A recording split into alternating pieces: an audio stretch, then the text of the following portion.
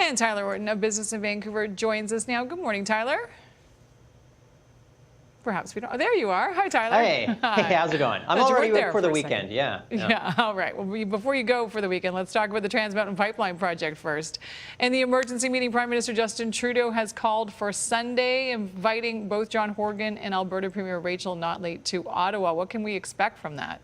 Well, I think the big question going forward is whether or not Trudeau is going to be asserting federal authority here in this situation, because, of course, he has the power to actually declare the Trans Mountain expansion within the national interest.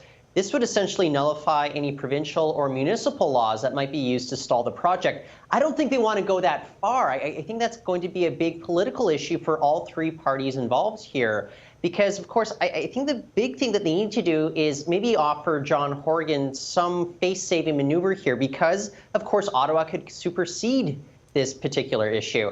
Either way, Kinder Morgan, it's getting exactly what it intended by setting this May 31st deadline. They want an answer, and so investors are actually responding to this as well. Meanwhile, business leaders, they gathered Thursday morning to condemn the BC government over this spat between the two provinces. In a letter signed by 75 chambers of commerce sent to Trudeau, they were calling this a crisis of confidence. Now, the interesting thing here is that as this press conference was getting underway, they actually found out that one of their requirements in this letter was actually being met, and that finally all three parties were going to meet together, finally try to hash this out. So far, I guess business leaders are getting a little bit happier. We'll find out way more come Sunday evening, Monday morning, though. Yeah, it'll be very interesting. Okay, let's talk about U.S. President Donald Trump. He is signaling new interest in joining the Trans-Pacific Partnership, and this is as he reduces some of the demands on the auto industry in regards to NAFTA.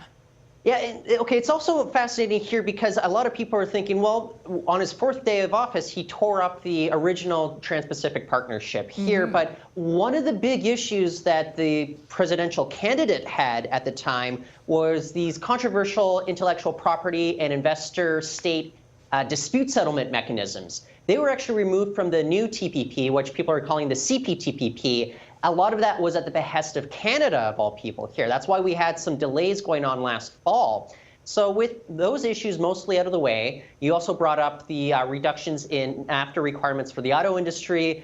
And we also have increasing pressure from China with regards to world trade going on right now. It is actually kind of digestible for the Trump administration to reconsider this because of all the pressure that they're facing at this point. So we're seeing a lot of reports with regards to NAFTA speeding up. And so I would keep our eyes on it, not within the next week, as a lot of people were maybe reporting earlier, but within maybe the coming weeks or months, I think we could have a lot more trade movements with regards to the Trump administration, considering what their policy's been for the last, I would say, a year or plus they've been in office at this point. Right. That's interesting. All right. Thank you, Tyler. Yeah, Have a wonderful weekend. I will. Tyler Orton of Business in Vancouver.